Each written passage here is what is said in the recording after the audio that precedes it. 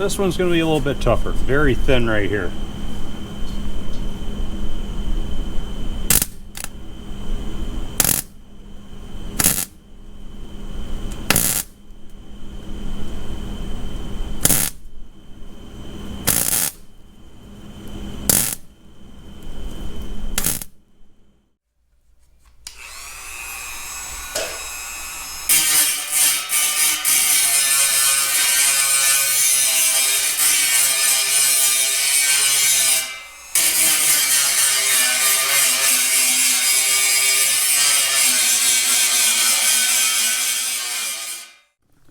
Welcome back to the show, everybody. As you just witnessed, we're back in the shop, and I was able to do a little bit of welding, some low-key grinding, and we're finally back on the Farmall H project. That feels really good because I've been off of it for about 3 months now, battling this eye issue, and I just last week finally was able to get my updated glasses prescription. So instead of being half blind in this eye, I'm only about 1/5 blind.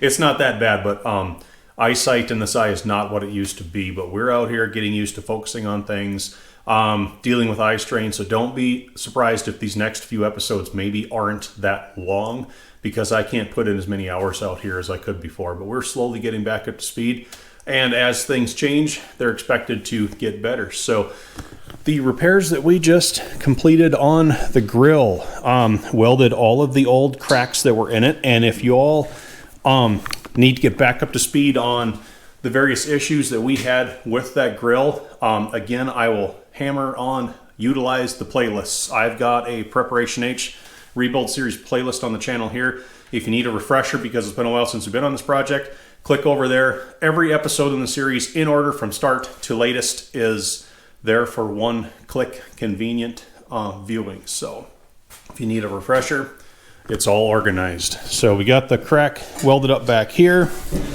and on the front we refilled or repaired the missing metal around that grill slat, and I ground it and finished filed it so it looks like it's just, come on you, another part of the stamped grill. And then we had a crack there, one there, and one there. We got all those filled in, recontoured. A little bit of filler might be necessary to really flush that out well, but it's looking good. And on the backside, you'll remember that a lot of these spot welds had been pulled, so I was able to restore the profile of this this bump out right here, and then we drew them back together, spotted all that. So we are set and ready there. The next project then is going to center around getting some new grill screen mesh put in behind all the slats back here. And we still have a little bit of metal work to do to complete that, so let's continue on.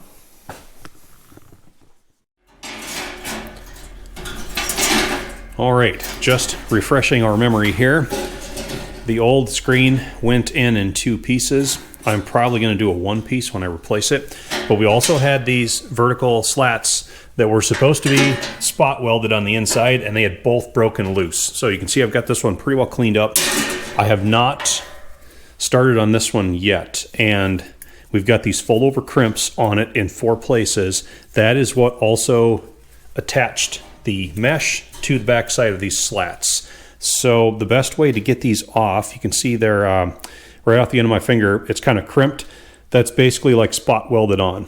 You can see it really well in that one, that little square indent in the middle. So I'm going to have to carefully grind the spot weld portions down.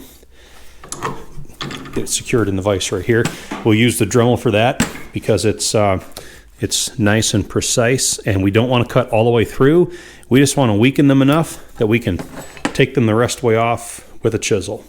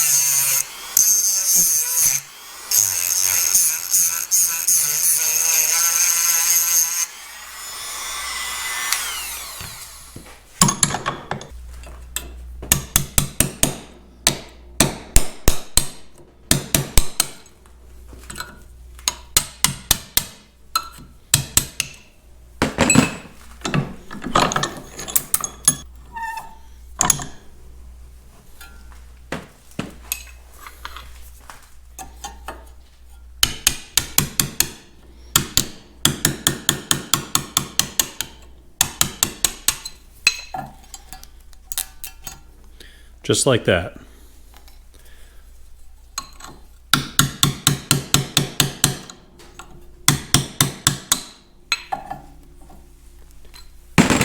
And all we're left with is just remnants of the old spot weld that we can go and grind off flush later. So 3 more to go.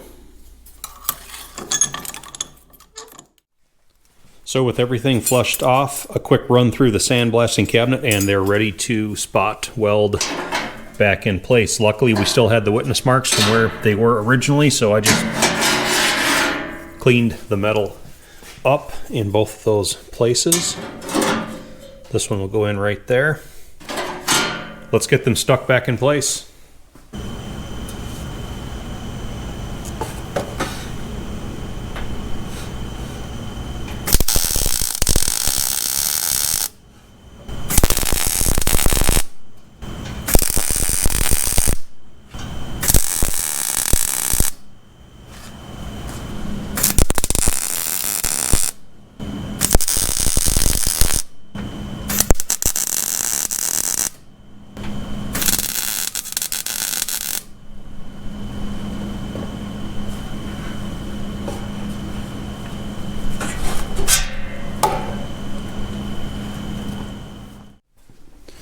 All right, that went well.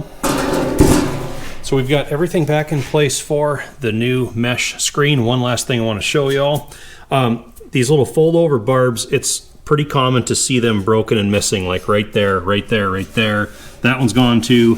We've got some old ones that are still intact most of the rest of the way around.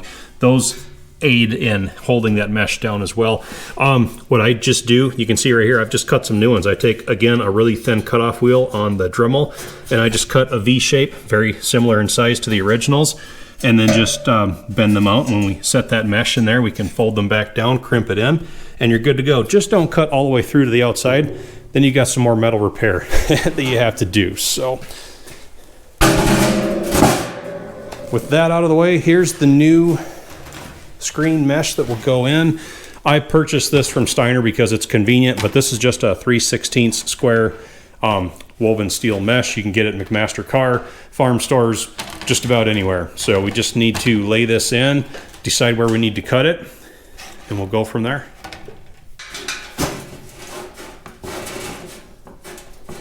You know, I think I am going to do this 2-piece, just like the old ones were. I think that's going to be a lot more controllable. So nice thing about this, you can just use a marker to indicate where you want to cut it.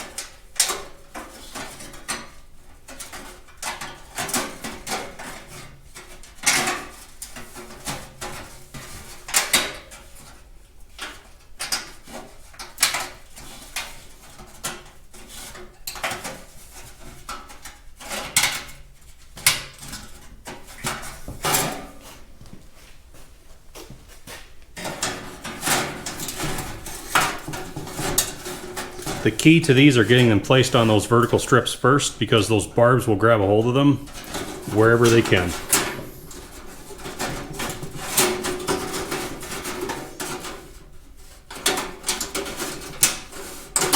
Slight overlap on the two in the center. That way we can hold both panels with the same set of barbs.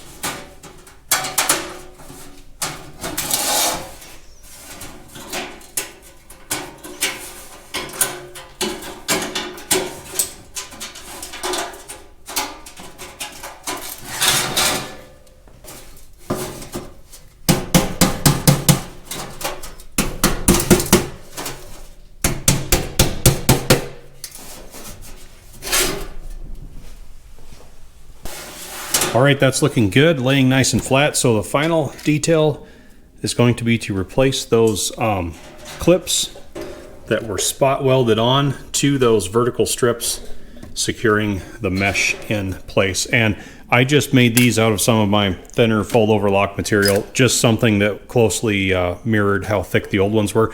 I was able to carefully flatten an old one out, and they started as 5/8 of an inch wide by 1 inch long, and then just fold them kind of in half in the middle. Really all you have to do.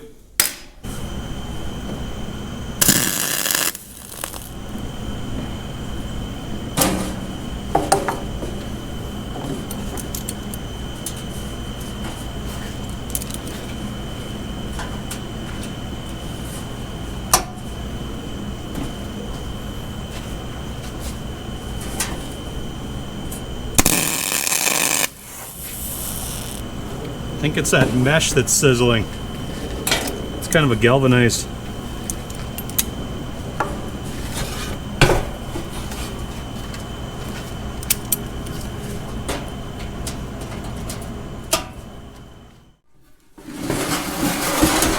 And there it is. It was a lot of work. That was a lot of work just finishing up this grill, but we've got it done. So quick overview, you can see I left those two holes open. That is technically correct. No screen mesh in front of those, because even though I have those two holes in the front pedestal here corked, it is correct to leave those open because any kind of a cultivator brace rod attachment would need to have a pass-through area there, as well as this down here. Because we've got that removable panel that goes down here, because as we talked about before, some of those cultivator attachments also would spline onto here with a arm that would stick out through the front of the grill, so you also need to keep the mesh off of that. But I threw a smaller piece of mesh onto that insert. Line it up here, come on man. So that when that is in place, everything is closed off nicely. So, all right, I think we're gonna wrap it right there. The old eyeball's starting to get tired, but it is great to be back on this project again. I've been sitting on the couch for, weeks thinking about doing all this work. So thank you for watching, everyone. I'm going to keep going here as time permits, and the eyeball as well. I hope you enjoyed the episode, and I hope to see you all back again.